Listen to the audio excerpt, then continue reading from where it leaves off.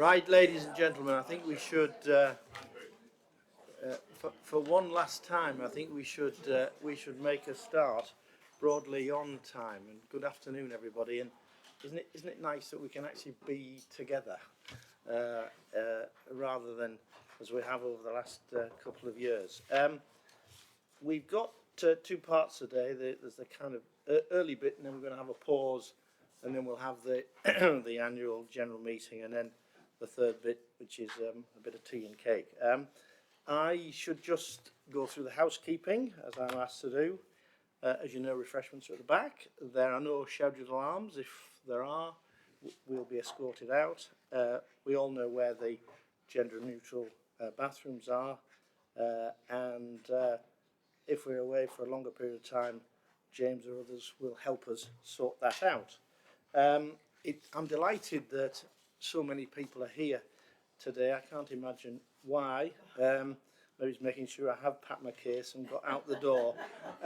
But unfortunately, Councillor Jeffrey is unable to be with us. I'm delighted to see Councillor Hinchcliffe, who I've worked so closely with over the years, who was not going to be able to be available, but is for a period of time. Councillor Swift, I think, as we know, is undergoing, or will be, going to go some treatments, and Councillor Scully, unfortunately, has tested positive for COVID, so she can't be with us and send us apologies.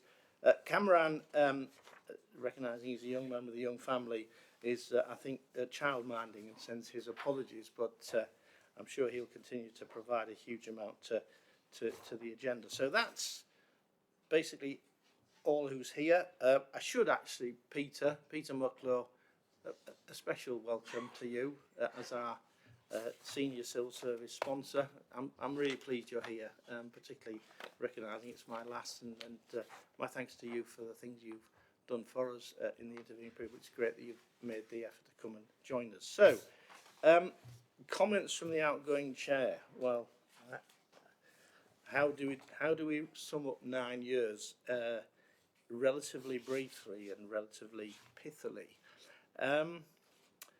I thought I would talk about what actually Tom, and it's great that Tom is here, and James Lewis's predecessor, Keith Wakefield, after we went through a number of conversations, at which point I think they might have wondered, was I going to do it? And I was wondering, why wouldn't I do it? They asked me to do three things.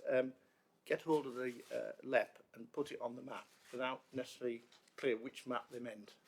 So I started big and thinking, well, let's start global and maybe we'll achieve something local. Second was to develop a plan, the strategic economic plan, which was refreshed, I guess, in 2016. Small guide to the big plan. Set out an agenda for 20 years, which a lot of it is still very relevant and very pertinent, but also easily digested. And get some money. Well, we did that in spades. Interestingly, the local growth fund in total, together with the West Yorkshire Post Transport Fund, was actually equivalent to a little under 3 times the allocation that Greater Manchester achieved in relation to that funding. When you aligned it with the ESIF monies of £350 million, we had in excess of 1.6 billion to deploy, most of it over a 6-year period. And all the work of people in this room, beyond this room, past and present, have got us to where we are today. The third thing that Tom and Keith said was, help us get ready for a mayor in 2015. Well, it took us a bit longer to get there, but we did ultimately, and with Tracy's election in 2011. I felt, having said to Tom, well, I'll see if I might do 3 years. I felt genuinely an obligation that, having together secured all this money, we better make sure we spend it well. We'd formed the CA, I became a part of it, and until I stepped down, I'm proud, as well as privileged, to be the longest standing member of the CA with continuous service, which for somebody that's neither elected or otherwise is quite an interesting feat in the public sector world. So we developed that SEP. We came up with this notion of a plan on a page. How do you condense literally hundreds of pages of narrative so that senior civil servants and ministers would see at a glance what it is we were trying to do? What does a net contributing economy look like? What are the elements of it around the three goods: good growth, good and better, through good and better jobs, ultimately delivering good lives. Um, we also took a step, and it was again something I felt was appropriate, but also added another job, was that we should align the strategy of the wider region with the economic piece of funding. Rather than some places, they were separate universities. We should actually say they're one pot of money, and I'm delighted that Andrew took over from me in the latter stages to make sure these were pots of money with the same common objective: improving people's lives through economic growth. Um, Enterprise zones were nascent at that point. We were very much in government's book in the red zone, Peter, and I kept asking, what does that mean? And people kept looking at me, well, you know, we're not performing as well. Well, what is it we've got to do? Well, I'm pleased to say that we rapidly got into the green zone, had a further 2 phases of funding for the wider geography around an arc of 10 sites around the M62. We were very successful in being the only northern region to have a university enterprise zone in Bradford. It was a difficult discussion because at the same time as Bradford had a very compelling bid, Leeds also had a bid called Nexus. Huddersfield, Kirklees had a very compelling bid called the 3M Buckley Phase 2. And so somebody, not necessarily for the record, who might have been the chair of the LEP at the time, said, if we win one, we'll do all three, which we did. And we read the rooms right, that maybe that Bradford would be a place that people would want to see in this digital health enterprise zone, so we got that. Neat Free City region was something I inherited, and we moved the dial on that. Skills Capital, we deployed £90 million of public money, and you see it all around. Leeds City College is full. It was full the day it opened, and that's been mirrored around the region. The growth service, which particularly I'm proud of, we launched in 2015. In the intervening period, it's supported in many ways, and if you ignore any of those perhaps duplications where businesses might have had 1 or 2 rounds of support, in excess of a fifth of the business stock of a city region, which is mainly SME based. That's a huge testament to all of us and all of the colleagues that we've actually managed to touch and influence those businesses. So it's hardly surprising when we did the impact assessment that for every taxpayer pound we put in this end, Becky, you'll be pleased by this, amongst others, 26 of economic value was created. That's a phenomenal success. All of that drove us towards what our prize was, which was to be a net contributor. And as I said the other day, in 2018-19, we achieved that. Along the way, we had a mad idea of pooling European funds together and creating what I called a pilot, the Northern Powerhouse Investment Fund. That's now been replicated everywhere in the country, hugely successful. We embraced the careers and enterprise network activity and created a whole range of enterprise advisors who go into schools, who try to encourage young people to have aspiration, ambition about what they can do, what perhaps, particularly in those far away and perhaps left out locations. FDI, we started off our journey at MIPIN, or before my time, where the taxpayer picked up 90% of the bill and the private sector threw in a little bit. I'm delighted to say that when we got to the end of the MIPIN journey in 2019, it was the other way around. It was a private sector driven, taxpayer supported activity, which again has helped propel the region on the international, let alone the national stage. You all know about the successes. The glass ceiling moment, as Tom described, was the Channel 4 decision in 2018. The LEP review has been, or reviews have been completed, and basically we're the one to match as a city region, as a CA. We may be a young mayoral CA relative to other places, but we are a fully matured CA.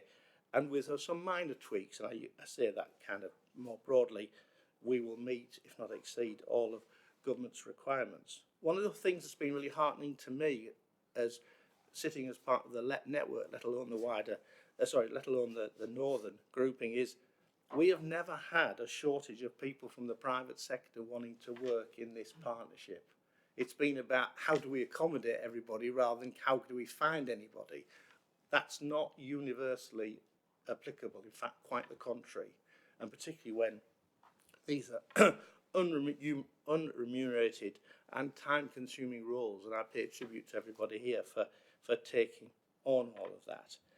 I've talked a lot about innovation and the fact that we should be an innovation-driven economy rather than just SME growth gradient accelerated. Tracy, since she became mayor, has talked a lot about the cultural and diversity facets. Actually, these come together in the whole creativity of the region. We are a region of ideas, we're a region of makers, and that builds on our industrial heritage and is actually part of the core DNA. It's how does it look in not only 2022, but how does it look in 2050? And that's the journey ahead. I'm absolutely delighted at the conclusion of my tenure that great city of Bradford, with all its incredible potential, not only has it won the Capital of Culture for 2025, and so well deserved, but as recently as today, if Twitter serves me well, that the University of Bradford has come out top as the place for international students to go to. And that doesn't detract from the other universities around our region. It just builds on the fact that we have all of the right ingredients. We know what we want to make, a successful economy that poverty and deprivation is progressively eradicated, not continually managed through extraordinary economic growth, which actually to us has become ordinary. So that's an important thing. Obviously, you know about my own involvement with the Peace Hall. I think I'll pause there because for me, and you know I'm fond of my quotes, and I came over something only this morning which I thought was very prescient and has an emotional content to it, which I think is important, because we're not here because we have to. We're not here because we want to make a difference. And I thought it was very prescient. I got something from the creative world in tribute to you, Tracy. Walt Disney said, "All our dreams can come true if we have the courage to pursue them." In closing, I think the future is bright for the city region, for West Yorkshire, for the wider north. I'd like to put on record my thanks, enormous thanks to both present people and beyond for all of the things. The really important thing for me is the fellowship and friendship that we've enjoyed together, and I hope that that goes forward. As I said, we've made the extraordinary look like ordinary. It still remains extraordinary to the people, and we keep reminding ourselves so that we keep challenging that the status quo has got to be moved forward. I'm proud here some of the document I signed in July 2014 we've delivered, which is very important that we are outcome focused. So for me, the job is not yet done, but I hope, like me, you feel and proud that at least it's well begun. Thank you. So, where do we go? Thank you, Roger. I just want to add my thanks again for all that you've done in preparation for me becoming mayor and the work that you've done in the past, but also your vision for the future. I really feel you're passing the baton on in such a great state, and your vision chimes with mine. And I think we have been a great tag team. I hope you would agree. And there is no way you're getting away because I've got you on speed dial. So I know that this conversation and your support will continue. I wanted to just ask if any colleagues or leaders want to just quickly add their thoughts going forward. Mark. Thank you, and Roger, incredible 9 years, and so well said about the achievements there. For those at the Peace Hall last week, I think just the magnitude and the diversity of tributes that flowed in that night was great to see. I think you leave a real legacy of partnership, the spirit of partnership of the private sector and public sector working together. And maybe I would say this, but I think within the LEP team, I think you've built a tremendous team over your there, and I guess count on us to carry on that journey and to continue that journey going forwards. And we all hope, I think, that the delivery that we can have in the future matches the delivery that you have so rightly talked about just now. So thank you for everything. Thank you for being a personal mentor to me, and all the very best. Thank you, Mark.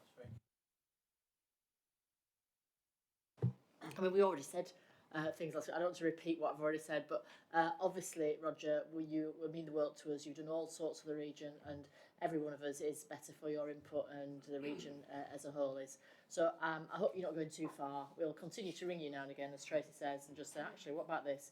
And your challenge is really welcomed, because we all need to reach further and faster, particularly at this moment in time. So thank you for all you've done, and hopefully we'll continue to in the future with us. Thank you. Thank you, Sue. Yeah, I want to thank you personally, Roger, and we've said that already, but I also wanted to point out that I think everybody in this room feels good about what they do a lot because of you and the way that you articulate what we do and what we've done.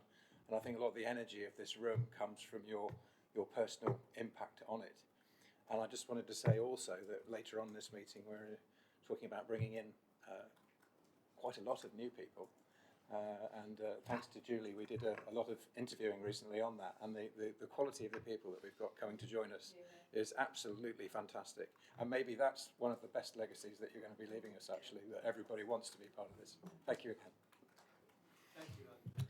I should say that I remember when I first became a partner in Price Waterhouse, as it was, and PwC became latterly in '88. As the life tenant of that estate, the primary job was to ensure succession was, that you made everything you could to ensure succession was what it needed to be. So it's heartening that you say that, Andrew, because that is how we will continue to be successful and iterate for all of the people of West Yorkshire and beyond, but also play that important role of influencing the shape of the North and the nation. Just a few words from me and Roger. Firstly, completely agree with what everybody said.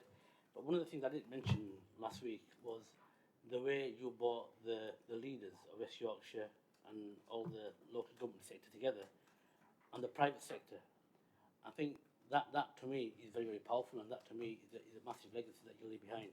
Because going and seeing other LEPs up and down the country, I think we are probably, if not the best LEP going, and that's all due to the skills and the experience and the energy and the passion you show, not just to myself and my other colleagues in the public sector, but also to the private sector.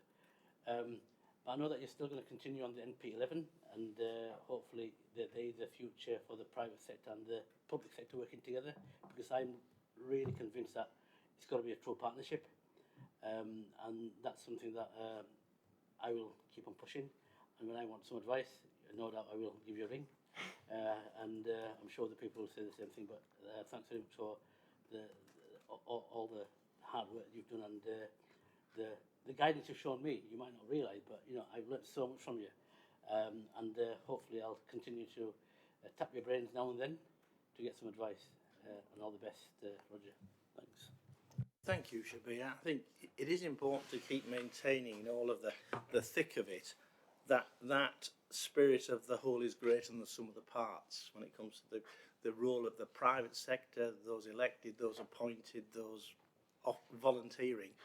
We've demonstrated how that works, and it takes everybody to want to have that sense of common purpose and thereby common agenda, driven by a common vision of what success looks like. And we've had that, and we've demonstrated it to be the only city region in the north of England to be a net contributor just prior to the pandemic. With great respect to all of the others and Tracy's fellow Metro Mayors, we stand tall. We don't have to be arrogant, but we can remain confident, but we can't be complacent. No, from obviously Chambers, FSB, Make UK, IOD and ourselves, from the business community, a big thank you. I think every single day we read the business news and we all go, yes, when there's another sort of investment in the region. And it might be a tiny one, it might be an absolutely massive one, but that comes from one partnership working, but two leadership as well. So just wanted to sort of express our thanks on behalf of the business representative organisations. And just really on behalf of central government, Roger, how much a variety of officers and a variety of departments appreciated your expertise and commitment in influencing as well as negotiating really hard on behalf of the Leeds City Region LEP. You're absolutely right. The reputation of the LEP's been transformed over that period, where it is seen as the top of the tree and for others to emulate. Just personally, in the time that I've been here, I particularly admire the way in which you have brought such a strong and dynamic private sector representation into that, which is truly outstanding, and also the very skillful way in which you've handled the really difficult kind of boundary issues in the run up to the West Yorkshire Combined Authority, which, as everybody knows, is extremely difficult and sensitive to do. And I think that was outstanding. Thank you. I'll give you a little clue there. I personally thought, not necessarily for me, but I personally thought that the wide, if we had a vision of a one Yorkshire, you wouldn't do it in one leap, you'd do it in progressive steps. So because of the overlapping geographies, I was determined we'd either go large or we'd become concentrated. Candidly, did I think we would achieve that super cluster LEP? I felt the probability was low, because not because of us, but because of others. But it was a good way of testing how sincere people were about getting that wider economic geography. I think it would have been an amazing step towards a wider Yorkshire agenda, but with the next round of devolution for York and North Yorkshire, with Tracy in place, and forgive me, I've forgotten the recently elected mayor's Christian name in place, Oliver. Perhaps that triumvirate will create the equivalent of what a one Yorkshire might look like. But I guess what I've learned often in life is perhaps offer something people don't want, so that might give you what you do want. Really, Roger, just to thank you on behalf of Yorkshire Universities, because you have definitely been a lecturer that has understood the value of universities and the importance that we bring in terms of being different. And I know it hasn't just been about enjoying dinners, although you do compliment universities and colleges on their food as well. But but you've definitely sort of valued what we do, but more importantly, I think you've also set high expectations and high demands on the universities as well, which is absolutely right, because we need to be challenged as well as, you know, wanting people to value what we do. So thank you. No, thank you, sir. It's very kind. Very important for all of us, but for our young people, that AGF we offer being second to none in this country, where they not only can they learn, work, but enjoy good lives, and our job is to make sure that as we train them, we offer sufficient opportunities and variation of job opportunities, which is kind of the side of the equation. Yeah, I won't repeat what others have said, but thank you. Thanks so much, Roger. You've led the LEP fantastically well and built a really strong team. And I was just going to mention, on behalf of all the, you know, the chief execs, past and present, who've been here over the years, and the officers, just the team that supported you as well. You know, we've got Julie here and others, and David Shepherd and many others who we could mention, who've been absolutely pivotal to the, you know, to the effort and the success, and thanks to them as well. And you know, it's been that team effort that's got us through, hasn't it? So, and I'm sure that we will continue to work together in the interests of the area. But thanks. Well, thank you, Tom. If it wasn't, in fairness to Keith Townsend and to Keith Wakefield and you, and maybe some of what we learned in relation to Leeds and partners, I wouldn't have done this. I wouldn't have had as much fun and enjoyment, and I wouldn't feel, in a strange way, if I may share this, I thought after 37 years in what was Pricewaterhouse became PwC, it would be a big wrench, and it was. It's insignificant compared to this day for me, because actually we've changed. We haven't improved business performance. We haven't enhanced the profitability of the business. We've actually improved the performance of an economy, the region, and moved it, I believe, from one that should have always had pride in itself, but now actually believes it has, and actually has a confidence, but not an arrogance, that other places have lots of arrogance, perhaps dressing the fact they're not quite as confident. We are both confident and competent, and that's the great, and as I said, it's been an incredible privilege to have that trust, Tom, and it wasn't for you and Keith.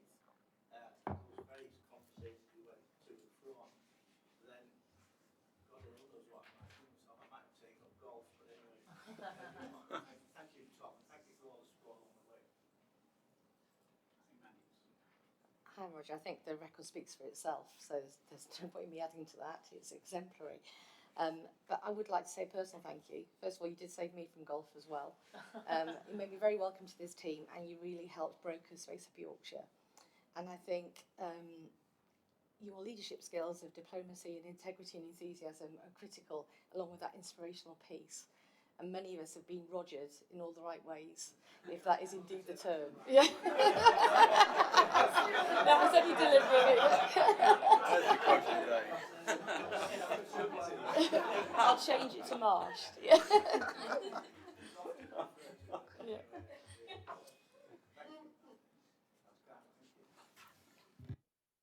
So, Roger, I'd just like... Councillor Wonderwall. Oh, I'm sorry.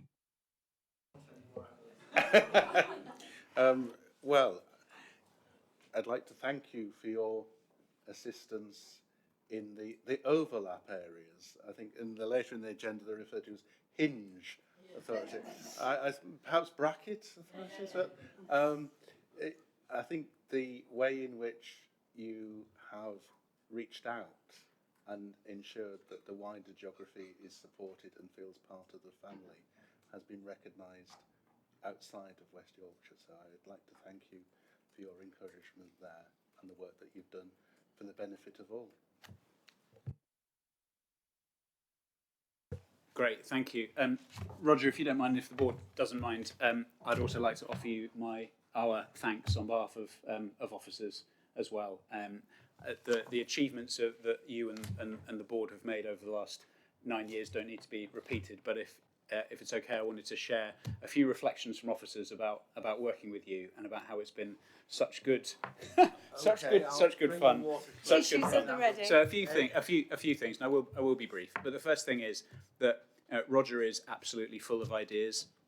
So we don't have a huge amount of time for kind of strategizing and thinking through problems. But when we do, when we have had our sessions with you, where we've been discussing policy topics, thinking about the initiatives that the LEP's doing, whether that's on productivity, the Northern Productivity Gap, inclusive growth, carbon reduction, alleviation of poverty, culture, manufacturing, entrepreneurship, COVID recovery, trade, etc. All of these have had their genesis in conversations with you, where you have come up with ideas and pushed everybody around you to think more, and you've really encouraged people to bring forward solutions, and then you've helped shape them.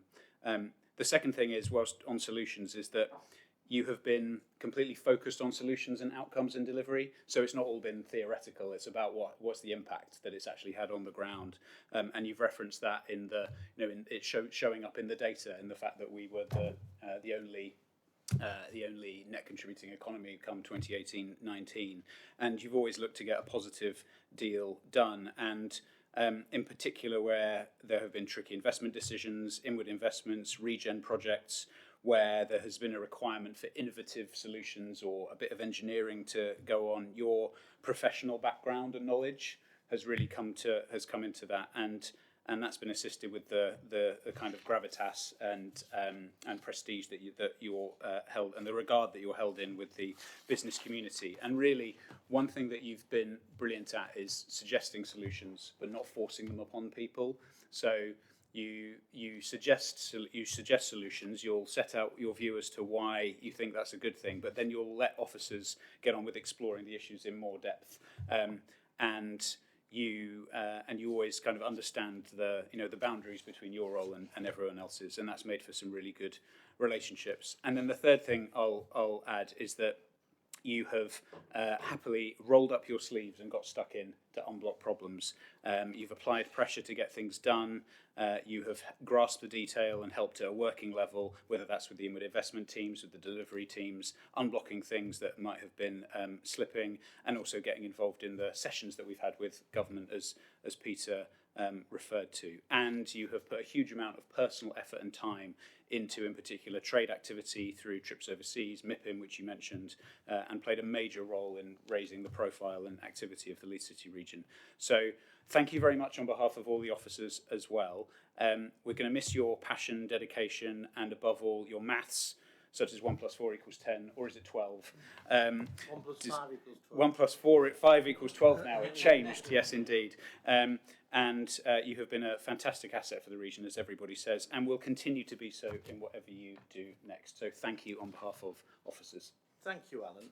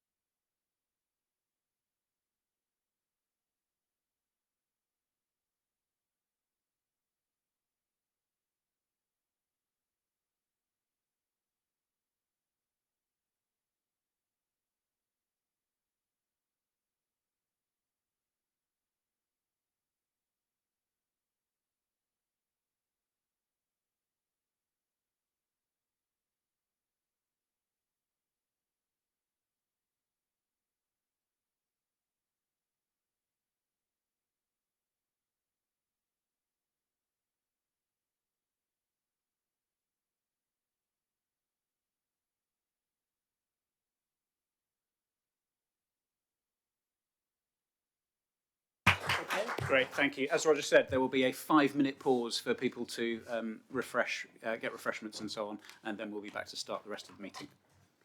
Thank you. Thank you.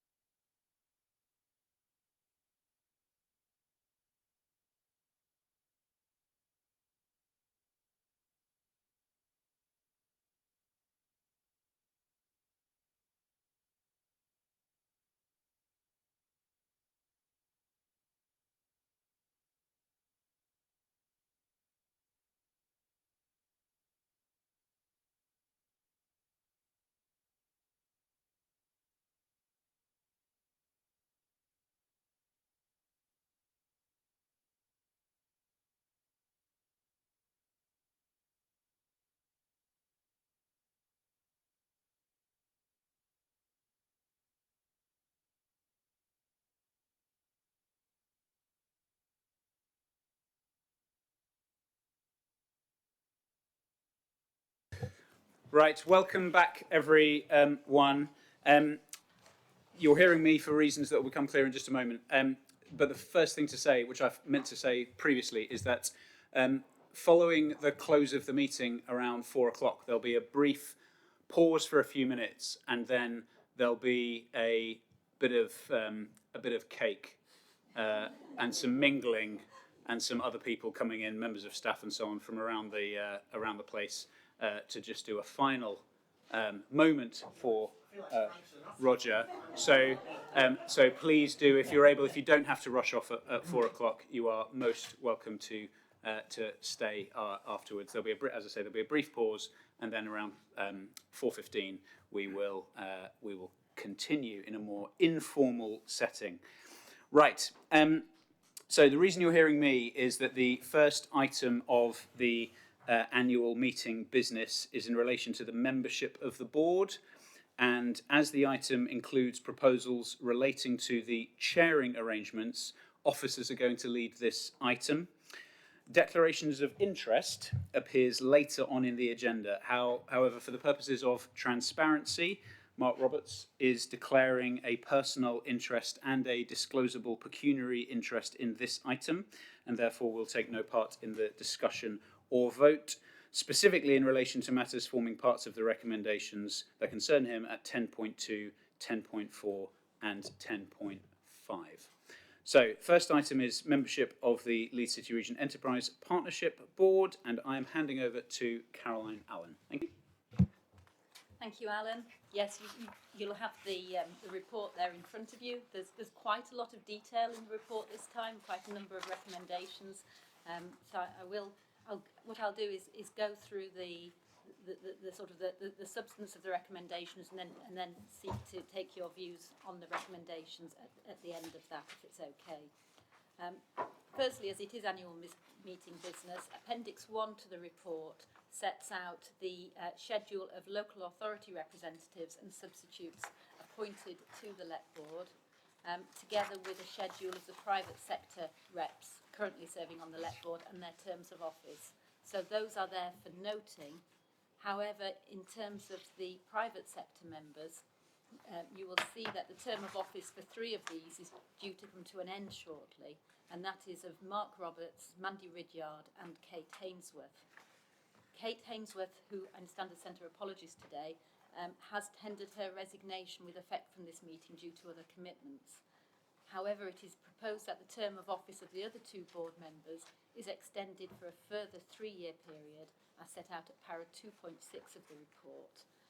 This would comprise a second 3-year term for each of these representatives, which is consistent with the LEP constitution, which provides that the terms will normally be a maximum of 3 with the optional extension of 3 years. It might be just appropriate for me just to stop at that point and just turn to that recommendation, because the subsequent recommendations flow from that, as you'll appreciate. So could I ask the board in terms of 10.1 to note the local authority representatives, and in 10.2 to confirm the current private sector reps, and to confirm that extension of a further 3 years. Thank you. Thank you. So turning to the remainder of this report, in addition to those terms of office coming to an end, members will be aware that we still have 3 vacancies, 3 private sector board vacancies, and what we're seeking here at 2.7 is authority for the deputy chair to explore options in terms of recruiting for those vacancies, in consultation with the LEP chief exec, and to look at taking that forward if it's the most appropriate course of action. There is a timing issue as to when that happens, and this really needs further discussions to look into that. So it might be appropriate in this case to move to a revised recruitment procedures different to that set out as part of our constitution. So one of the requests for the board is for approval for that. The turning then the LEP chair and deputy chair as set out at paras 2.9 and onwards in the report. as we know, we have a vacancy at the present time in terms of the LEP chair. And as paragraph 2.10 sets out there, when the LEP board looked at LEP Next Steps report back in March, and they looked at the transitional arrangements, it was agreed then that pending a recruitment process, the deputy chair would act as interim chair.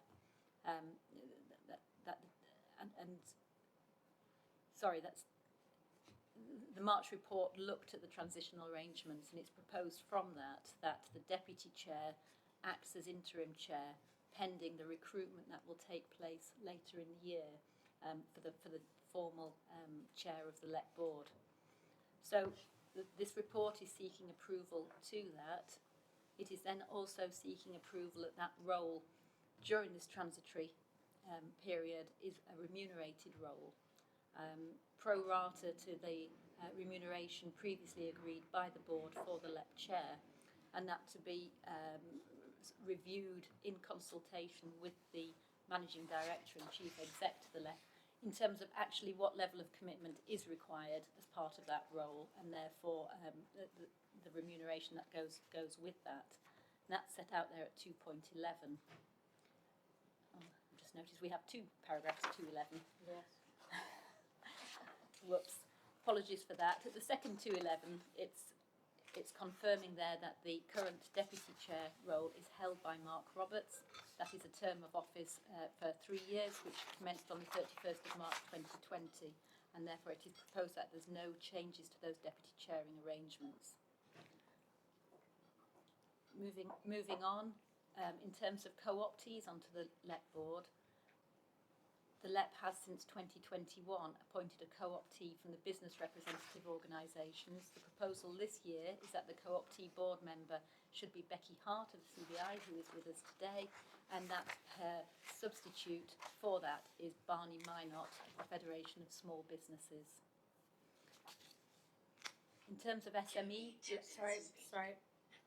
in terms of SME LEP board member, the current SME champion is Mandy Ridyard, and it is proposed that Mandy continues to hold this role for a further 12 months. In relation to business engagement and the BCG, the future role of this is to be discussed with its members at a future meeting, but whilst it continues, it's proposed that the LEP board assigns the role of chair of the BCG to Mark Roberts. In terms of diversity champion, it was Kate Hainsworth that's held that role. So with Kate Hainsworth's resignation, we have a vacancy there. There isn't a nomination to put forward at the LEP board today. Further discussions need to take place. So we would be looking through this report for the approval of the board for the deputy chair to hold those discussions and to confirm a diversity champion in advance of the next LEP board meeting, because that's not until the end of September, and in recognition of its importance in this agenda, and to report that back to the next meeting. And finally, in terms of partner council observers, and I apologise for that phrase, hinge authorities. I think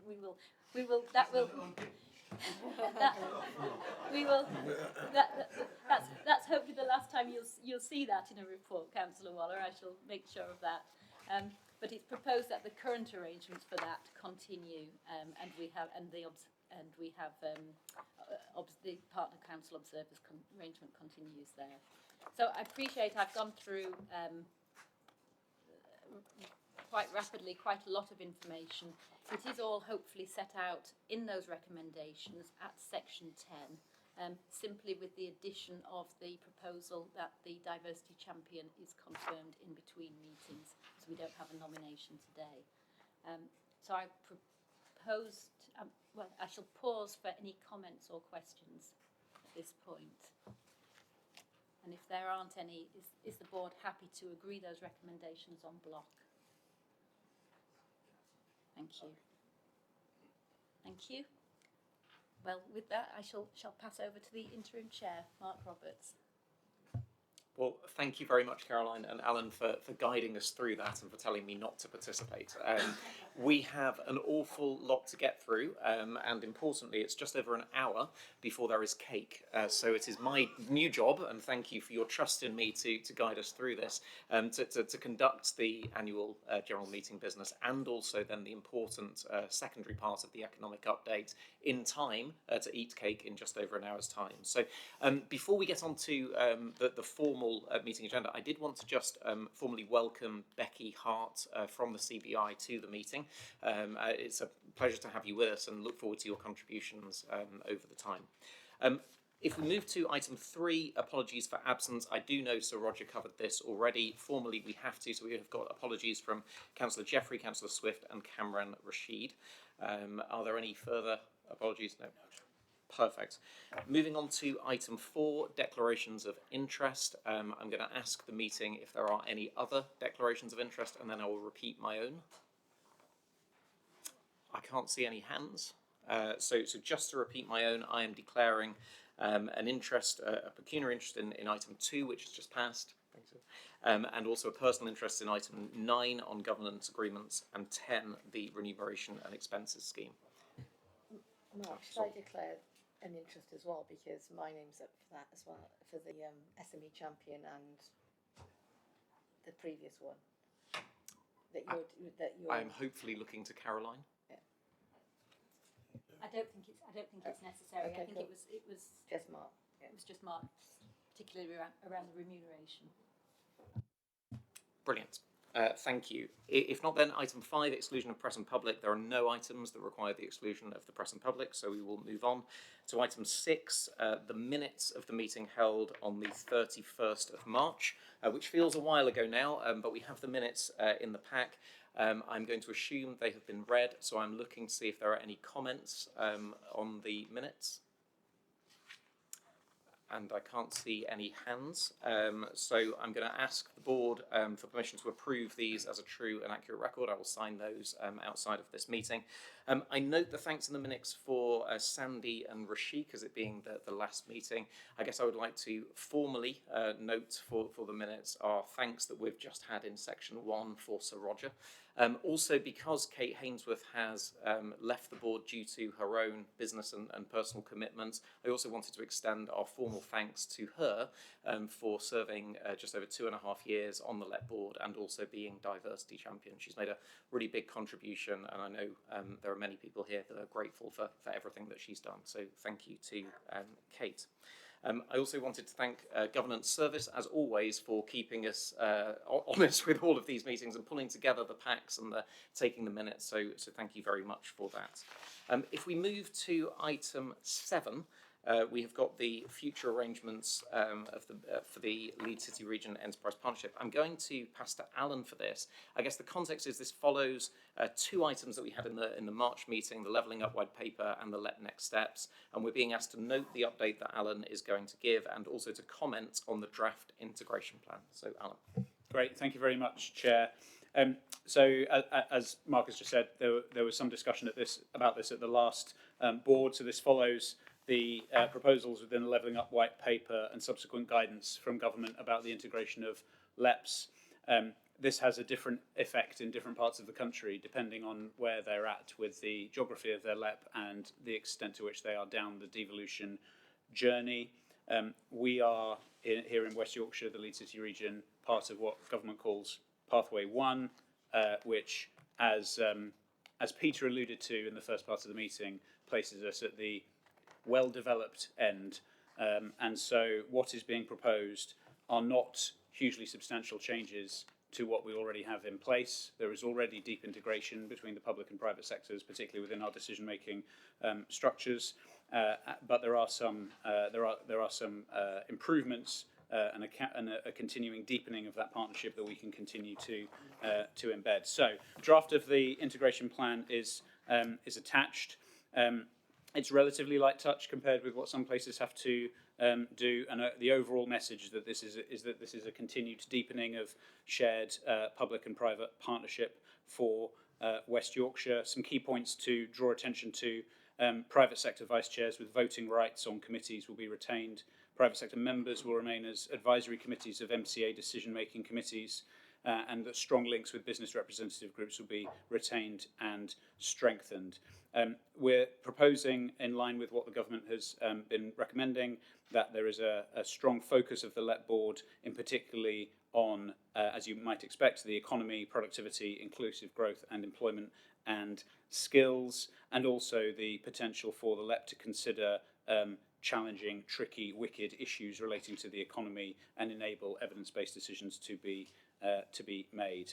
We're proposing to continue that the membership of the LEP should be focused on the business community, predominantly made up of a diverse set of private sector representatives and business, but diverse in the widest sense, with continuing representation from different types of businesses, large and small, and the voluntary and community sector, and so on. There are some other points that have been covered already in the previous item about the future role of the LEP chair, which will be a mayoral appointment.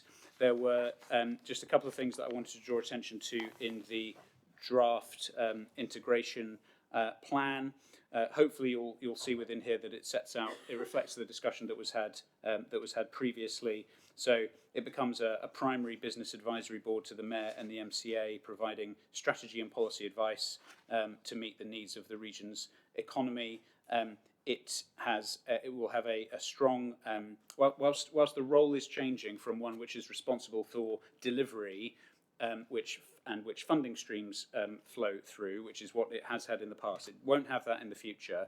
Therefore, in relation to funding decisions and overall policy, its role is more advisory, but it does inform the decisions of the mayoral combined authority, and of course members of the LEP board are embedded at every decision-making level through all of the committees. So a continued deepening and strengthening of the private sector voice within regional decision-making.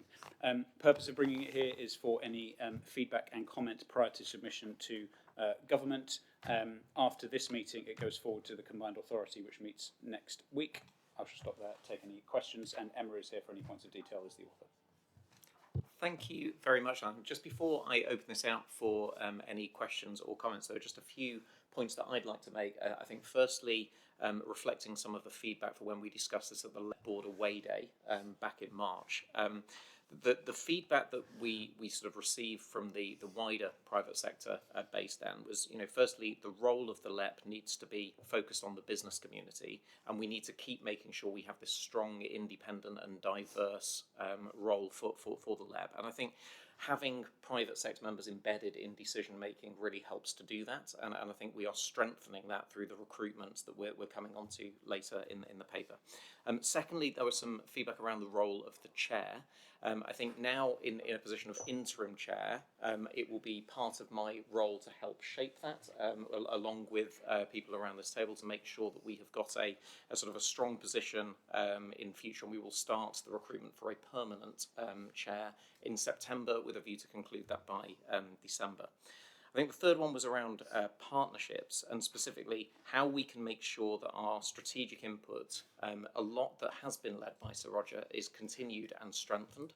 And for that, I would like to say it's not just about the chair here, it's about all of us making sure we continue to input in all of the networks, but I will also step up into the positions that Sir Roger will vacate as a LEP representative, subject to a future item on this agenda. And then I think that the fourth point was how we can more closely involve the wider family of private sector and other members. And I think this is something that we really need to take on, making sure that we include them more and perhaps do some more workshops so that it feels part of a full family with the board and the extended network. And that's something that I'm very keen to do. I think we've been asked to comment on the integration plan. I think it's important to stress that this is an integration plan which is almost the start and not the end, and there's a few things that we need to make sure we keep focused on. The three things for me is around, firstly, membership, making sure we have that strong business voice and continue to recruit really exceptional people from around the region to help us. The second is around engagement and making sure that we have really strong dialogue with businesses, both large and small, across the region, and that's very two-way communication. And the third is around visibility of all of us and the organisation to make sure that we can continue to boost trade and inward investment. And those points don't stop with the publication of the parents. So with those comments, I just wanted to open up to any other points or comments to be made by the board. Caroline. Chair, just before you do that, can I just raise a point of clarification on the paper? It's only a minor point, but it's just in relation to paragraph 2.9 on the LEP nominations. I think there's a series of bullet points there. Some of those will be ones where the LEP board will need to make nominations in due course, and some of them aren't. So the Department for International Trade's Investment Trade Advisory Group, I understand on good authority that is linked to the NP11 sharing arrangement, so that will probably not be one for this board to make. And it is potentially also the same in terms of the Northern Transport Acceleration Council. So I know discussions are happening in terms of actually formalising which appointments will require nominations and which won't. So I just thought I'd raise that clarification. Thank you. That's very helpful to clarify. Thank you, Caroline. Any comments or points to build in? Amir. Yeah, thank you. I'm not sure this is the right place or right stage to refer to this, but I was really just conscious of, as this is now being arranged, where the preventative health agenda would fit within the kind of framework of things that we are scrutinising, the things that we're involved in. And I think that the determinants of health are so clearly sort of social, and they're so clearly, I think, affected by the things that the various committees are doing. It feels like there's very little reference to that, and I wondered whether there's somewhere or there's some process at which that is brought into the thinking behind all of these different angles that we're taking. Thank you. If we go around a few, and then we'll get Alan to respond at the end. So Simon, I can see you now. So note and welcome the reference to responding to the climate emergency. We, I think, recognise that we have a role to play in helping galvanise adaptation, mitigation and resilience in the context of what's already baked in and what is yet to come.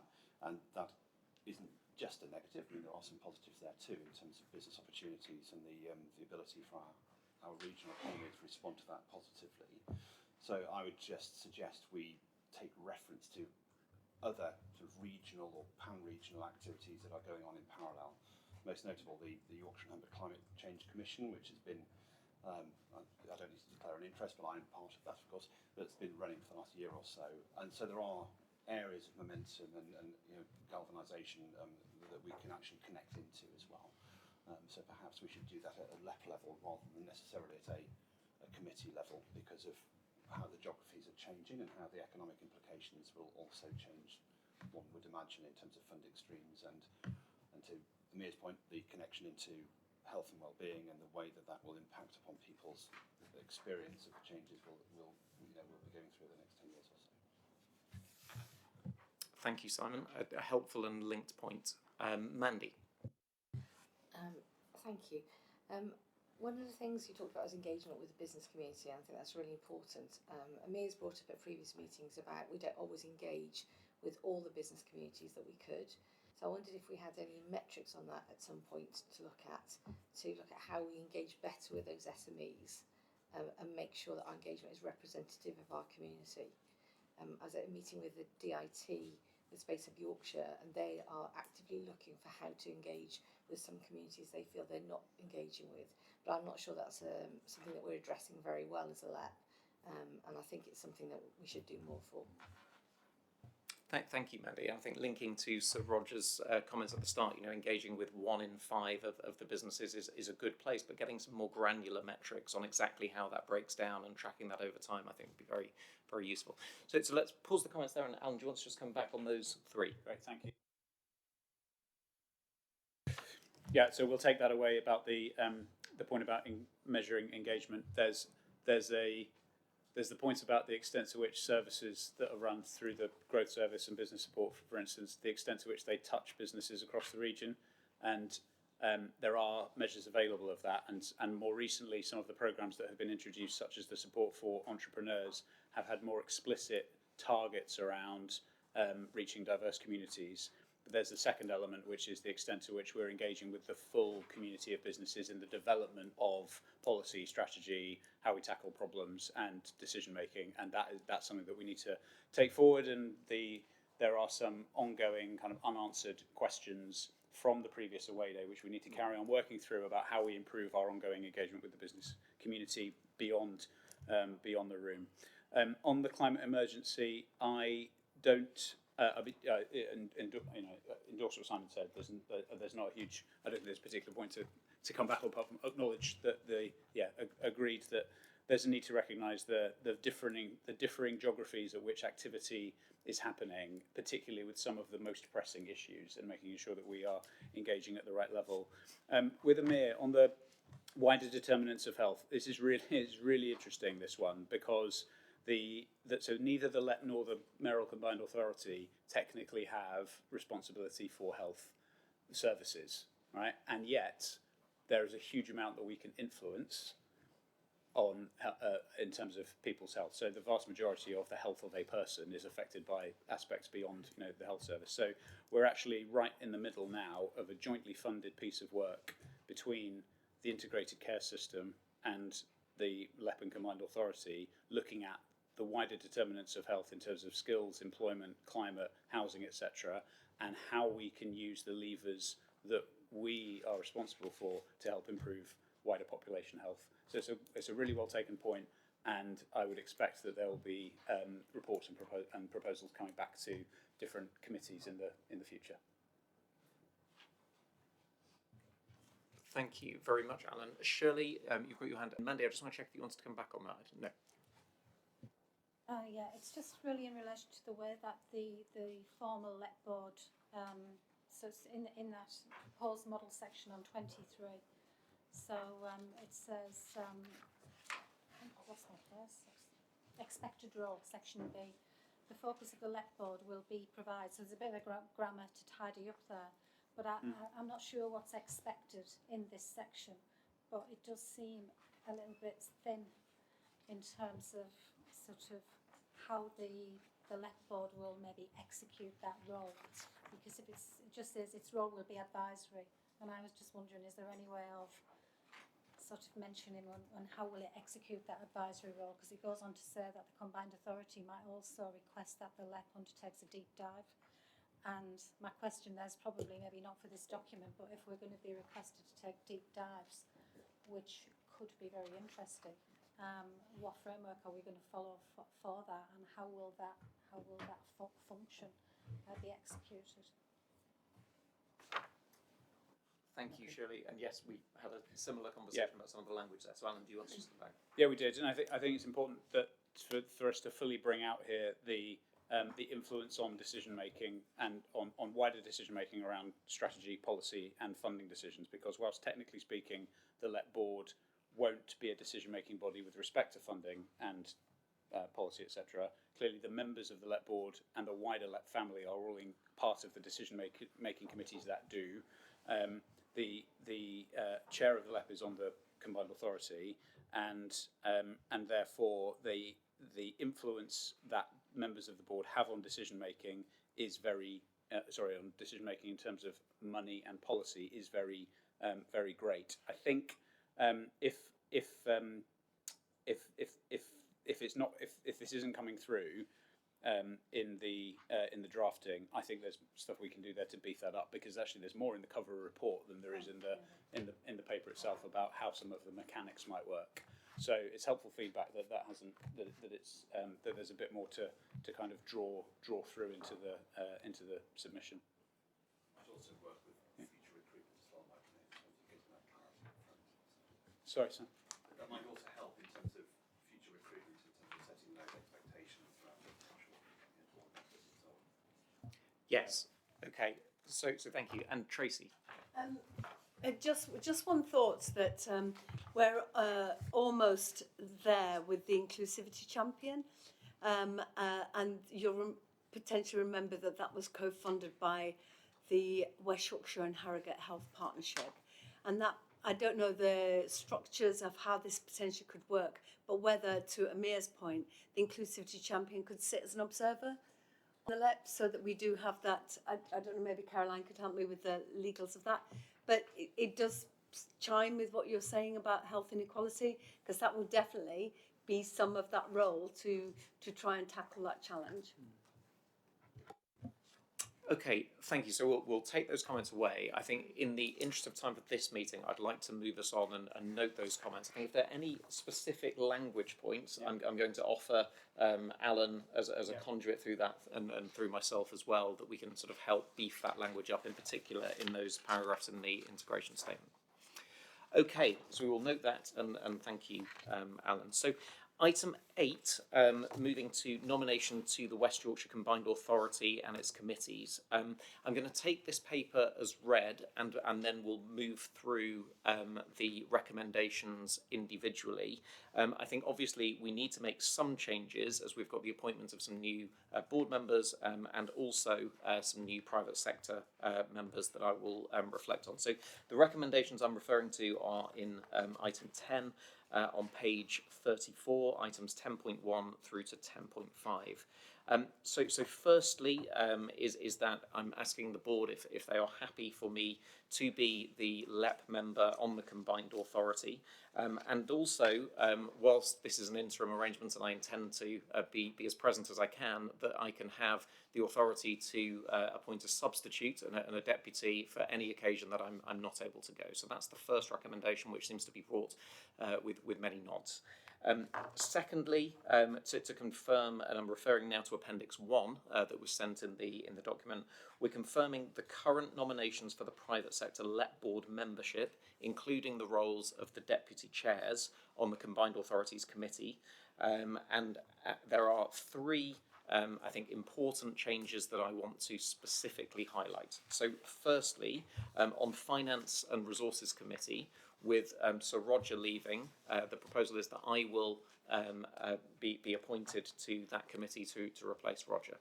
To help with my currently doing both transport and climate, the proposal is that I will remove myself from the Transport Committee, and Amir would continue to play the lead role on transport as a voting member of the Transport Committee.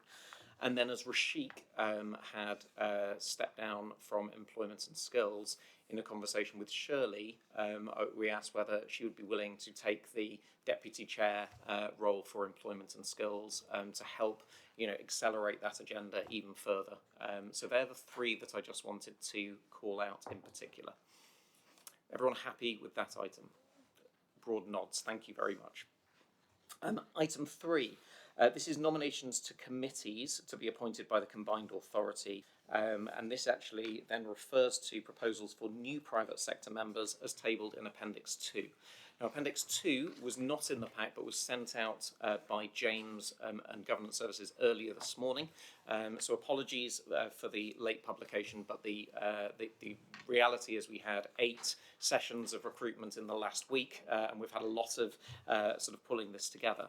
I think on this point, I just wanted to cover a few statistics that we had in the recruitment process, because I think that's helpful to talk about how we're strengthening our LEP family to make sure that we have this strong business voice.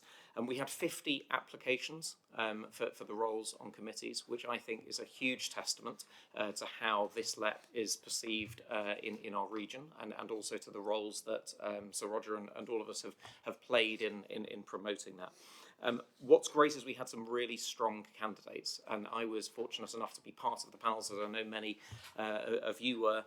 We have been able to ask for 24 appointments to be made to strengthen that.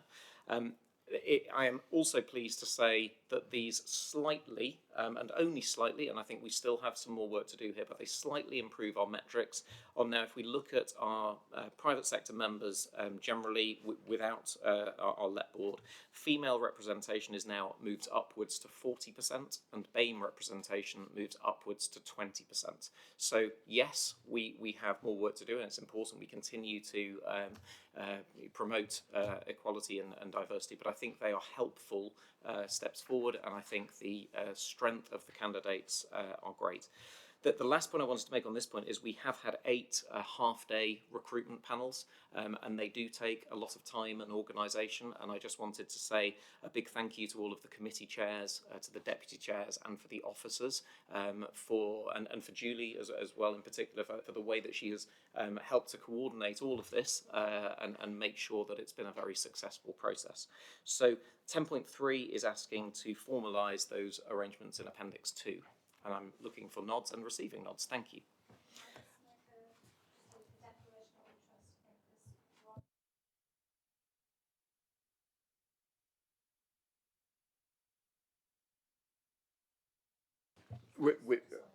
Thank you, Shirley, for that. I was actually on the panel with David, and there was myself and Alison, so we're comfortable that he has been properly recruited. But thank you.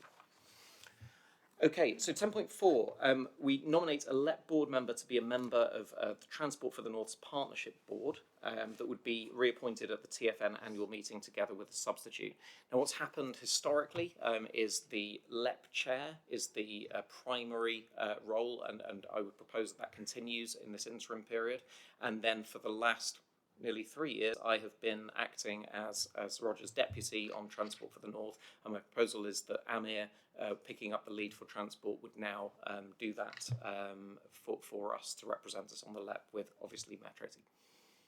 So that's 10.4, receiving nods, and thank you, Amir. And item 10.5 sort of notes the LEP board appointments to other external bodies, which I think Caroline helpfully clarified earlier. So this is work in progress, but the principle is in the interim period, any boards that Sir Roger attended in a LEP capacity, I will take over, and any that he attended in a personal capacity, he will continue to attend in a personal capacity. So that's 10.5, looking for nods and now approval for all of those recommendations in item 8. Brilliant, thank you very much. Okay, so now I need to hand over in this orchestrated dance of chair to Caroline for items 9 and 10, as I have declared a personal interest. So Caroline, over to you for items 9 and 10. Thank you, Chair. I shall cover these very quickly and take them as read. They are part of our annual meeting procedure. So the first one is governance arrangements and annual accountability reports. And normally we would bring all our governance documents to this meeting, a nice, used to be a big tome of papers in the past for approval. What we're saying here is light touch, roll these over. We recognise that we're moving to a new model. There will need to be new governance arrangements as to how that will work. That will be developed over the autumn. So we are seeking agreement to retain these in their current form.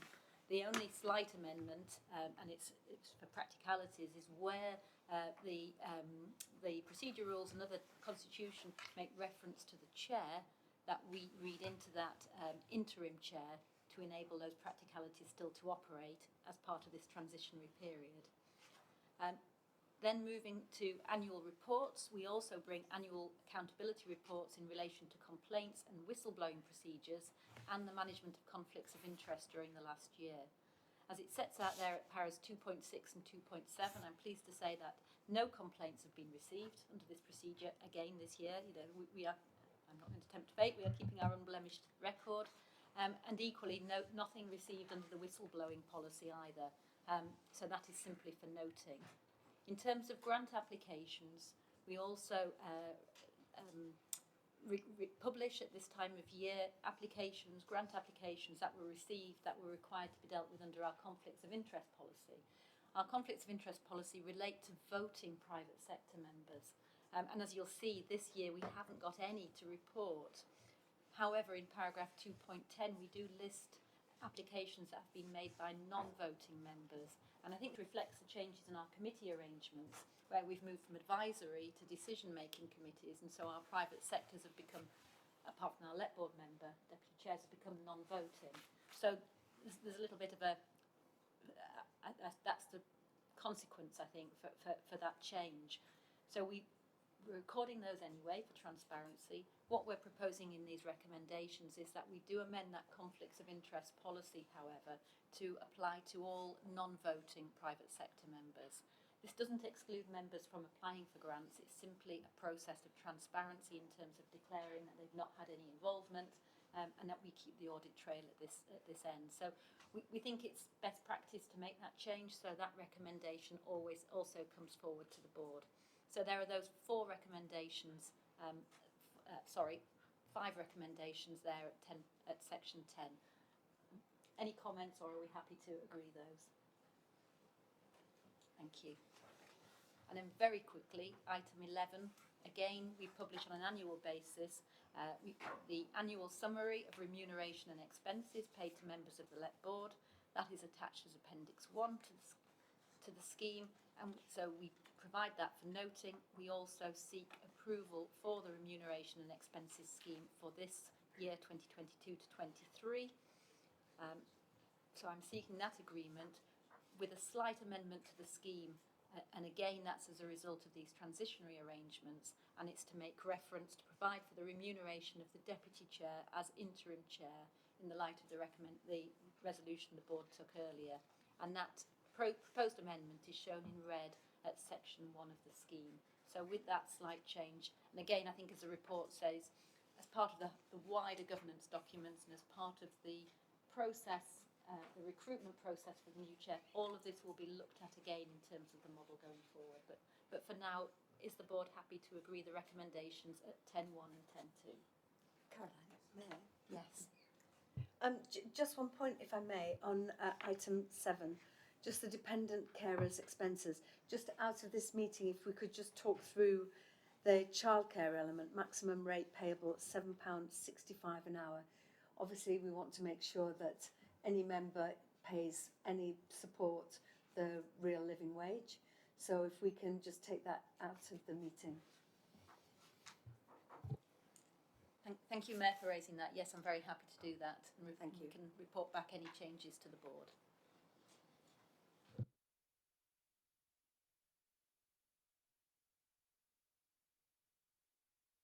Thank you, Chair. Back to you. Thank you, Caroline.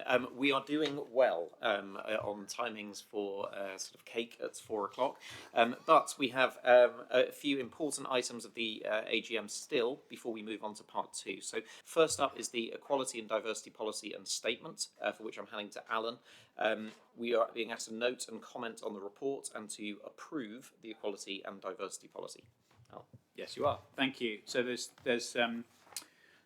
a couple of elements to this. As Mark says, one of them is approval of the one of them is approval of the statement, and the other is that the report provides a bit of an update of work that's been happening within the Combined Authority and the LEP on further embedding and developing our approach to equality, diversity, and inclusion over the last year, of which there has been a substantial amount of work both internally and externally. So the Equality and Diversity Policy really does the following things. Firstly, it sets out our definitions of equality, diversity, equity, intersectionality, and inclusion.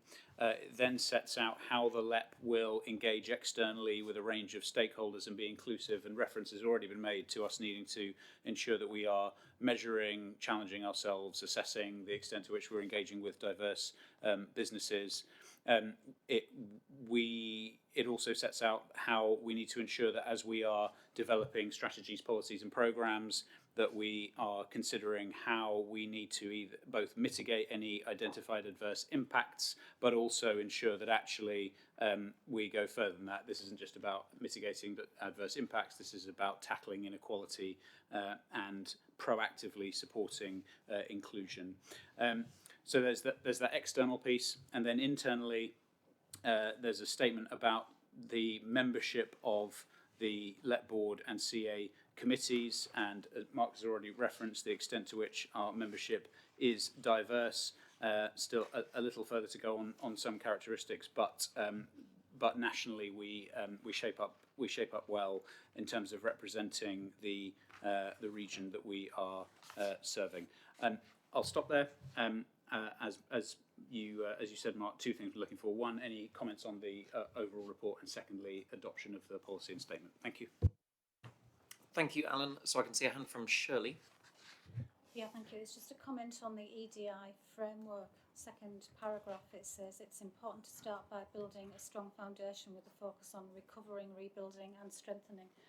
And I'm wondering, is the context of recovering and rebuilding post-COVID or not? And if it is, should that be something which is a bit stronger now? Can I answer? Yeah, of course. Yeah, so it's not actually in relation to COVID.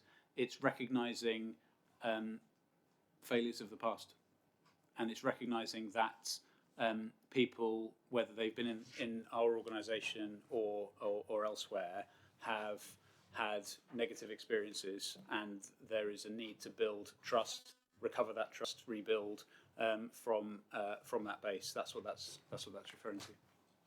Okay.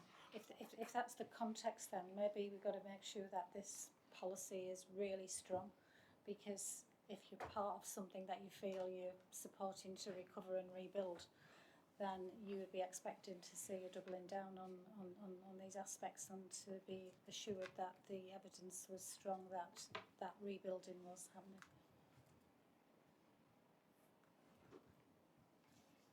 Yeah, so indeed, and there's a lot of work that we're doing internally at the moment, focused on this. So, for instance, engaging in listening circles with staff where they've so that they can share their experiences from the past, whether that's been within the organisation or in previous lives, in order to increase understanding and learning, and we recognise that whilst we have got a way to go, the ambition is there. We have worked really hard over the last year or so to embed equality, diversity and inclusion in everything that we're doing, but we recognise that it doesn't change overnight, and with the support, and it's something that requires the support of all of our colleagues, all of our members, people around this board, and people that we engage with outside, to be committed to.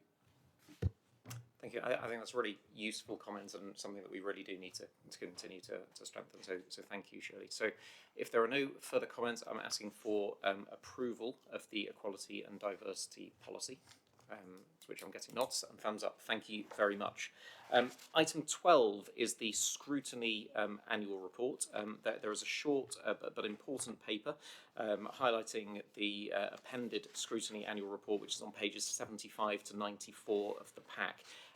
The report talks about the work undertaken by the 3 scrutiny committees during 2021 to 22, and also includes some key points from the Mayor's question time.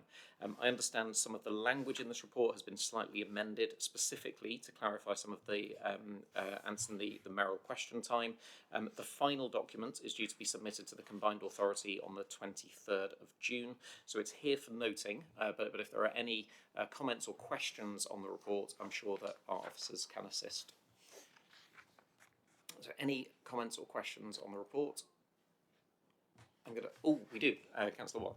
The one declaration, it's already in the record, but Councillor Stephen Fenton is my partner. He's on the transport. Thank you, Councillor Watt. Okay, if nothing else, we will note that, and the last item of this part is the calendar of meetings. So we have the calendar of meetings on page 97 in the pack, which states, amongst other things, that our next LEP board meeting will be on the 21st of September. I think one of the things that I would like to do in consultation with the new extended membership and the concept of family is to try to include some workshop or event to include some of our wider private sector members at an appropriate time, probably in October or November, and we can take that offline. But with that aside, is everybody happy to approve the calendar of meetings. Super.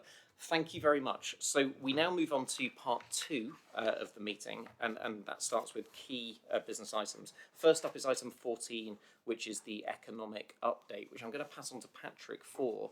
I think just some context, in the last few meetings, this paper has been one for information and for noting. We've not actually had time to even dedicate 5 to 10 minutes to talk about it, and I think it's a really important part of the agenda, especially now given the sort of very obvious macroeconomic challenges in the environment where we have inflation now expecting to peak above 10%. We've got growth declining, and yet we have employment higher than pre-pandemic, but pay doesn't seem to be keeping pace. So there are some real dynamics that are there. So Patrick, if you could take us through the highlights in maybe 5 minutes to sort of keep us focused on that, and then we can move for discussion and comments.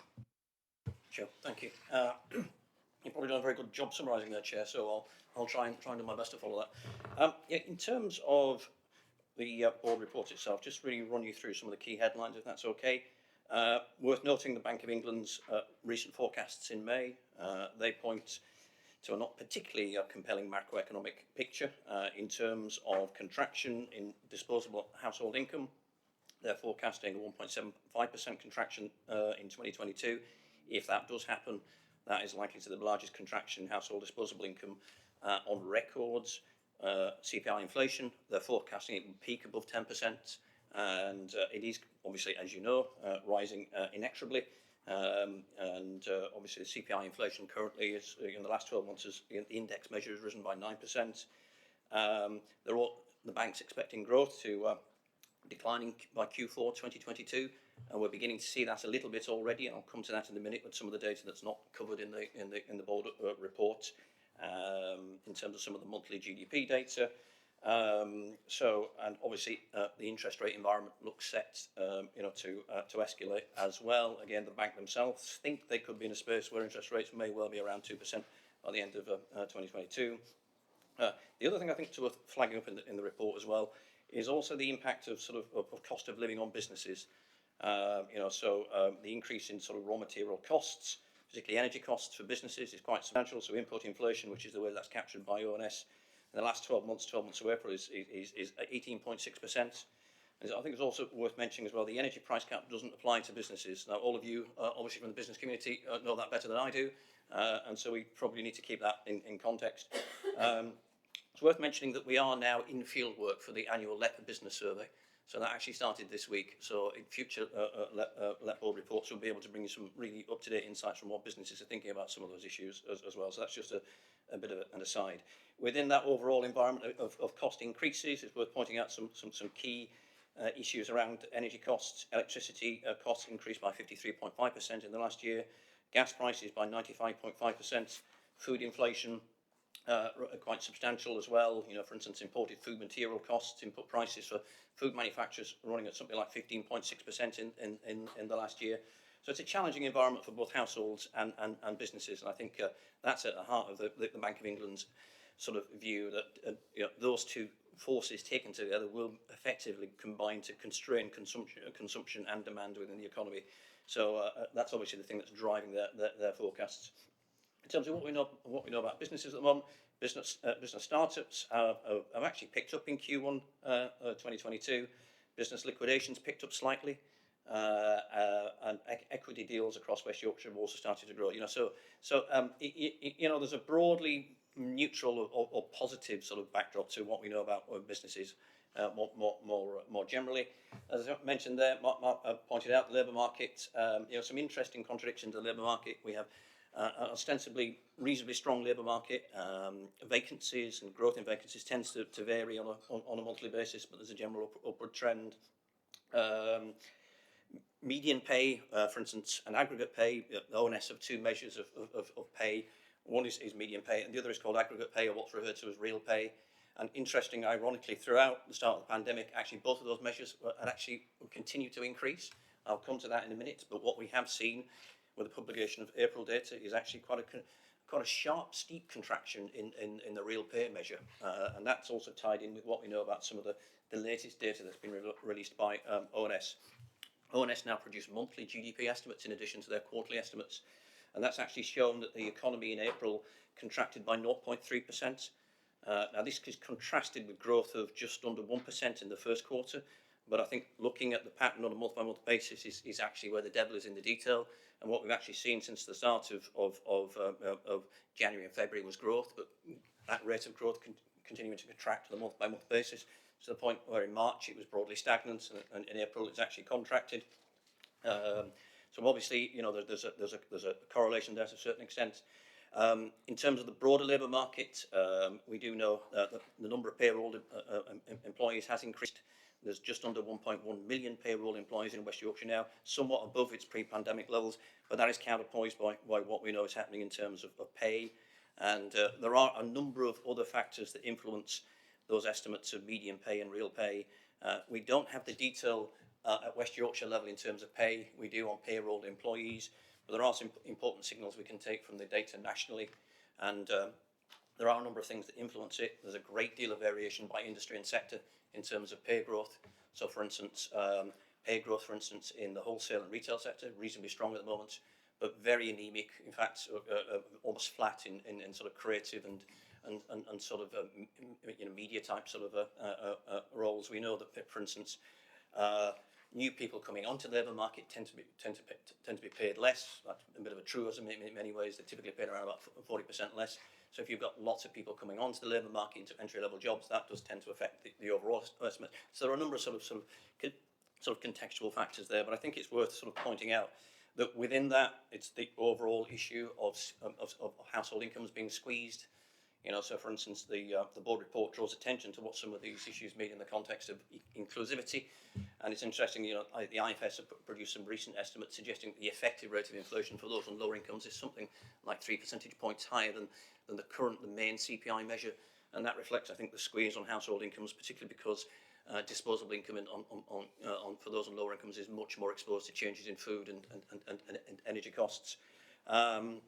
So I think it's a challenging economic environment.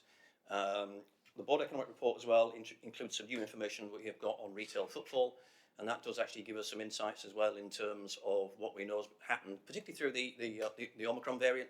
And in terms of what we know about that, it had an impact on certain retail locations. So for instance, centre of Leeds and centre of Wakefield, retail footfall was down. Crown Point, it was down. But in areas like, for instance, centre of Bradford, Huddersfield, Halifax, so that retail footfall held up better. So there's a great deal of local variation. What we will be doing is getting some more information on that. So we'll actually be getting the expenditure numbers associated with those retail footfalls. So in future board reports, we'll be able to say what people are actually spending on in those locations to give you more insights to what that means in terms of what the kind of decisions and choices that people are making. So I think a challenging environment at the moment. Squeeze on household incomes, squeeze on costs for businesses. I think there are some reasons to be positive in terms of the general direction of the overall labour market. There's still a degree of underlying strength within that, but I think it has to be counterpoised as well with what we know about things like in-work benefit claims. In-work benefit claims are continuing to increase on universal credit. Now there are reasons why that continues to increase, partly to do with changing some of the definitions, but clearly there are some issues as well. So so hopefully that overview, Mark, gives you some more insight, and happy to take questions. That's very helpful, Patrick. Thank you. And I'm conscious that we could spend an entire afternoon, if not a day, talking about some of this. So it's a very challenging environment right now. And unfortunately, we don't have that time, but we do have a sort of 5-minute, 10-minute for sort of key questions for Patrick or comments that we'd like to bring in. So anyone, Simon, I'll pass to you. Thank you. So hopefully a simple question really, which is, given that backdrop, is there anything that's particularly unique or unusual in terms of our context here within West Yorkshire compared against the broader national backdrop? So that any characteristics that are regionally defined, I suppose, is my question. And of those various trends and challenges that you articulated, is the one that stands out to you as being the most significant in terms of the way that we do the work that we seek to do for the region? So it's a bit of a combination question, just take it how you will. Gosh, right, some big questions in there. I'll try my best to give you my opinion. in many ways, we mirror quite a lot of the trends we're seeing in our labour market are very similar to what we're seeing nationally. So, so for instance, anemic, wage growth in certain sectors, such as media and creative here, we're seeing very similar trends here in West Yorkshire than we are nationally. So the kind of sectoral characteristics are very similar. I think where we obviously are more exposed, particularly in terms of things like sort of household consumption, where you have proportionately higher numbers of people on lower incomes compared to other regions or other areas, and clearly that's a consideration in terms of cost of living squeeze. The other thing probably to point to as well is we have more than our fair share of food manufacturing companies and energy intensive companies. Whilst we don't have a lot of them, we have a fair number of them, and they're fairly large organisations, and obviously we proportionately more manufacturing than other areas, particularly in food. So that's obviously a sort of a consideration we need to be aware of. And I think from my perspective, in terms of if you were to pick on a single issue, it is that issue of household incomes being squeezed, the impact on lower incomes, and us understanding, I think, what we can do to potentially support or acknowledge the challenges that those households on lower incomes are facing, whilst also recognising as well that our businesses are facing some of these challenges. Some of our food sector companies, for instance, were not necessarily the most profitable before the current macroeconomic environment sort of changed about 6 months ago. So I think that those were the kind of things I would point to. Thank you. Thank you, Patrick. So we have Helen, we have then Mandy and Becky, and so if we go for those three, and Sir Roger, if we go for those four, then what I suggest is for time, and if Patrick you're happy, we can set up a sort of separate conversation for those LEP board members who are interested to keep the conversation going, because I think it's really important we are familiar and up to speed with this and we do this topic justice. It's just we don't have time this afternoon. So if that's okay, then those four in that order, please. Thank you for that report. It's really, really interesting. I just had a question about recruitment, because it's you've talked a lot about the vacancies, and we all know that recruitment was potentially quite difficult, and I think it still is really difficult.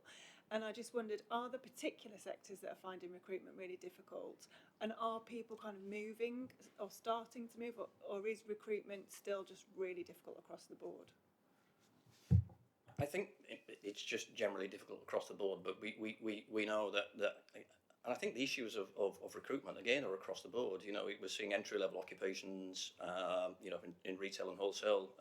Anecdotally, we know that a lot of those sort of employers are complaining they're facing challenges, but equally, we are seeing similar challenges with recruitment difficulties and recruitment gaps for businesses that are looking for high level skill sets as well. So I think there's an across the board issue. It's a generally very difficult sort of labour market at the moment. I mean, we use the main measure we use for vacancies is monitoring sort of online websites, because and you get a certain level of insight from that, but it doesn't give you all the subtlety or the nuance of what's actually happening. And what it does do is it allow us to look at what's happening across different types of jobs and different types of industries. So it's not in the board report, but we do produce information on that. So maybe we can give some more information on that if that's helpful. Thanks, Patrick, for that report. It was really interesting. Got three things. One was on recruitment, and I guess if our public sector transport is not that great and expensive, then we are at a disadvantage compared to other regions where people can cast their net a little bit wider to attract people. So the main point I wanted to make was manufacturing, which you did pick up. I think we are the biggest manufacturing region in the north, if not the UK. So therefore, if manufacturers are being affected disproportionately, that's a concern to the region. And finally, it doesn't mention international trade at all, and changes in foreign currency and what's going on with Brexit and all sorts of different issues are something that may affect our region. I don't know whether it's worth picking up on that at a later date. Patrick, can I suggest we just group these comments and you come back at the end just for time? Yeah. Thanks, Patrick. There was just a couple of things, really. First of all, I think from a business representative organisation, we're putting a lot of pressure on government to try and make some decisions before the budget. and I won't go into them now, but I can send them round afterwards. 7 things we're asking for. One of the key things is a break in the apprenticeship levy payments, so that businesses can use them to help sort of tackle labour shortages. I think the other thing what I wanted to say was a lot of businesses that we're talking to are really working closely with their employees to try and understand who is more greatly impacted from a food and fuel perspective, and doing sliding scales when it comes to wage negotiations. Seeing quite a lot of that going on, really. So some fairly sort of innovative ways, and thinking about possibly doing 2 or 3 negotiations in a year. So that just wanted to raise those, and we did our economic forecast, which I'll send round as well. Thank you. In my capacity, I think as an observer now, a couple of things. Firstly, I happened to reread the Reviving Regions document the CBI published some time ago, and I think it may well be worth dusting off again in terms of where we find our region currently through no fault of our own, but global and local issues. Secondly, and importantly, it may be at some point having achieved that goal of being a net contributing economy in 1819, i.e. pre-pandemic and pre-everything else, maybe not to disillusion ourselves, but to inform ourselves, I keep saying ourselves, yourselves, me more generally, is kind of how far we've gone in reverse, if indeed we have gone in reverse. Just a sense of how much we have to catch up to get ahead would be quite useful for us to at least know and be able for us all to see progress towards being beyond break even in my accounting terms economically, but actually one that contributes to national wealth rather than depends on it generated elsewhere. And if I may, finally, just my personal congratulations and to all of those who've taken on new roles, and I wish you every success. And as I've said earlier, you know, if I have any value to add, you only have to ask. Thank you very much. We all have your number. Patrick, for time, could I just ask you to keep your response to those succinct? And Simon, very quickly, we are in the last 10 minutes. Okay. Very, very quick. I was just struck by what you were saying about the variance on exposure to inflation, and minded of the work that Jack Monroe and other food campaigners have undertaken. And I think it's probably worth us noting the connection between that insight and our inclusive growth agenda and commitments. And given that this is not a consistent experience for people across the region. Okay, so that's a great point, and I think further evidence for why we should also try to have some separate time to sort of properly talk about this, because I think this conversation is incredibly valuable, and I really don't want to cut it down, but I need to, as we have a hard stop. Patrick. Yeah, thank you. Yeah, point on investment trade is a well-made point. So I think in next edition of the board economic report, I think we can focus on that. There are some interesting and quite contradictory trends, again, depending upon which industry and which sector you're in, and some interesting sort of again contradictory trends in terms of services as well. So it's not entirely clear, but I think what we can do is we can do an update on that. Yes, it'd be very good to get the CBI forecasts, and I think what we can do as well is we produce quite a lot of our own economic forecasts. We tend not to put them into the board economic report because I think the focus is on real world data and trying to understand the kind of administrative data government's producing. But we can obviously, we can do a future piece on what we think the drivers of growth are, and that, real empirical econometric forecasts looking at growth, and then compare that with the work that the CBI and Chambers and others are doing as well. So I think that. Thank you very much once again, Patrick, for that. So moving on to item 15, we have a mayor update. So Tracy, can I pass to yourself? Thank you, Mark. And may I just say welcome to the chair, and thank you for stepping up. And I know it's going to be big shoes to fill, always, but I know that you'll bring your own unique experience and personality to the role. I look forward to working with you. I am concerned, Chair, that my comments are about 5 minutes, and if we have a hard stop, are you happy for me to continue, or could we pause them for the next meeting? Take your guidance on that. Thank you. So my hard stop at 4 actually runs a few minutes. I've lifted myself a little buffer. So Fantastic. overrun for Then I will continue. Well.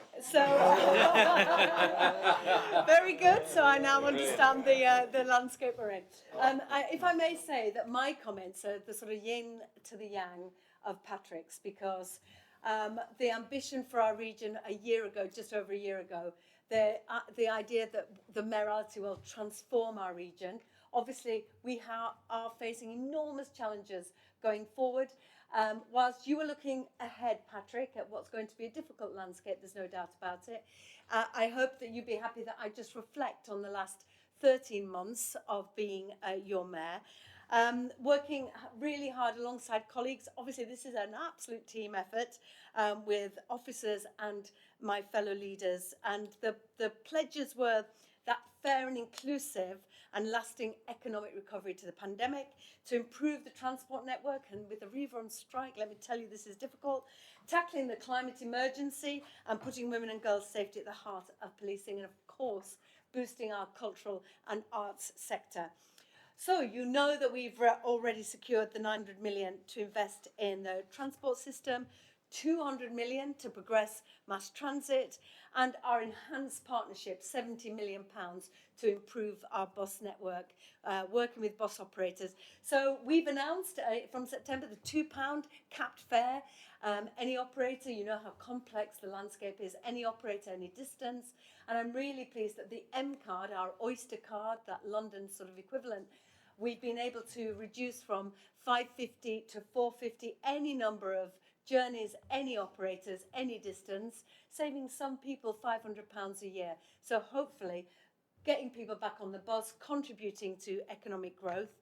And we'll be launching Tracy's big bus conversation to hear from the public where they want us to spend the 25 million for the routes, because it isn't just about fares, it's also about routes.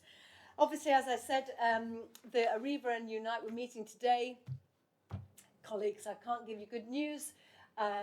Unite left the meeting without a resolution. So we will be continuing to work behind the scenes, talking to Arriva and Unite, pressing the case. We will not have an economic recovery if we can't get people to work and kids to their GCSE exams, etc. We have to resolve this as soon as possible. So in the interim, I'm doing what I can. Obviously, you'll know we are paying for training for bus drivers. That's been part of the problem. We're also helping operators with recruitment drives, committing to try and get 1,000 new drivers. I've extended the free bus shuttle that goes around Wakefield up to Pinderfields Hospital, because I know some people couldn't get to their appointments. Also, it works for key workers who can't get to work as well.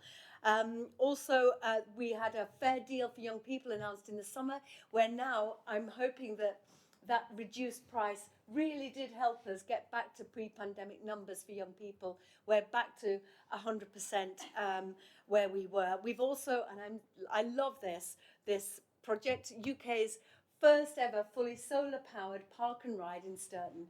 And anybody that comes to the region comes there with me. I've even taken my husband on a date. Go see Sturton, because it is really impressive, and I'm really pleased with how that's rolled out. My free bus Sunday, we've had 2 of those, and on a very wet free bus Sunday a few months ago, we had a 13% increase.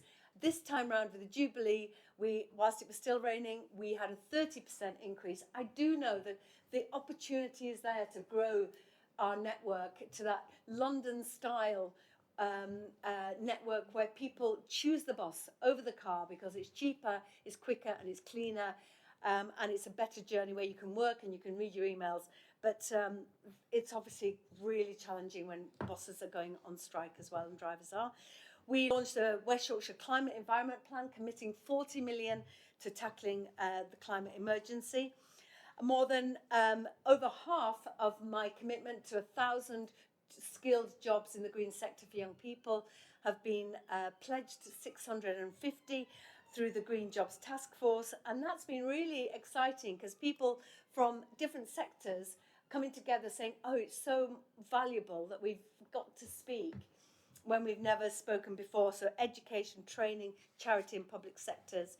Also, I've been really pleased to expand the number eligible for training and learning from those just on minimum wage to those on the real living wage, opening opportunities for thousands more learners who we all know skills is the way we get more money back into people's pockets. So I'm hopeful that's already implemented and we can make sure we have great skills offer as well. You'll know the Fair Work Charter. So many of you will have already contributed to that and those workshops. I want to thank you. We're almost at that point of publishing. From the launch of Bradford University, one of the first things I did with the other mayors, Andy Burnham and Steve Rotherham, to start that process. We're now consolidating the outcomes of that, so thank you. Kate Hainsworth led on that, so I'm hoping we'll be able to find somebody who is also as interested in pushing that through. And as I mentioned to Amir's point earlier, launching the process to appoint the inclusivity champion, supporting equality of opportunity, all aspects of life and work in the region. When I was elected, I committed to the Creative New Deal, supporting our creative industries. We set up our first committee that we've just been on a process of further recruitment.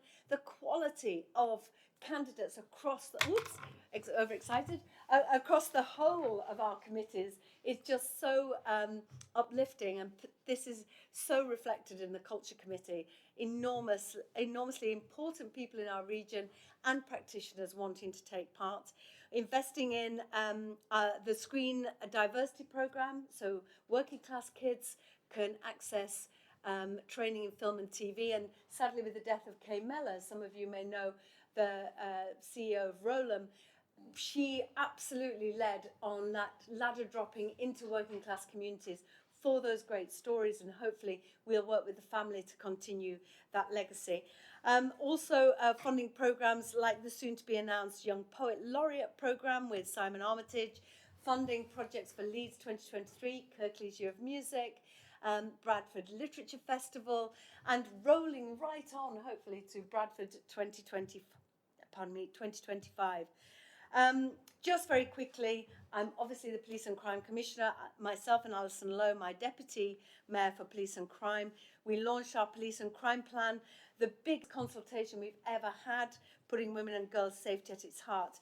And I won't go through it because I know we're short of time, but we have secured one of the biggest and most diverse funding streams for so many different projects, tackling domestic violence, spiking, stalking, interventions upstream, the Mayor's community safety programme where the proceeds of crime are put back into the community, working with the Chief Constable to get misogyny recorded as a hate crime is innovative and one of the few forces in the country to have that. I'm so proud that our West Yorkshire Police are outstanding at so many levels. I don't have the mayhem that Andy Burnham seems to have in Manchester with his police force. So it's great that we can work together. And also promoting the safety of women and girls in parks. Yet another innovation, making parks more attractive and safe for families and women. So just to wind up, I couldn't have done any of this without all of you. You are out there in the field taking this message to the public about what we need to do, working with me, advising colleagues.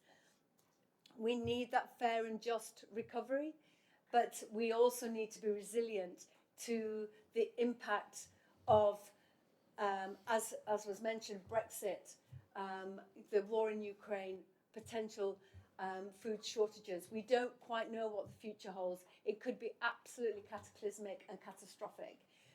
We will do all we can to mitigate, but it doesn't take away from the ambitions I have for our region, the transformative nature of collaboration and partnership. Even when budgets might be squeezed, we can do more. And as Sir Roger has always said, we will get more bang for our buck if we work together, because we can be greater than the sum of our parts.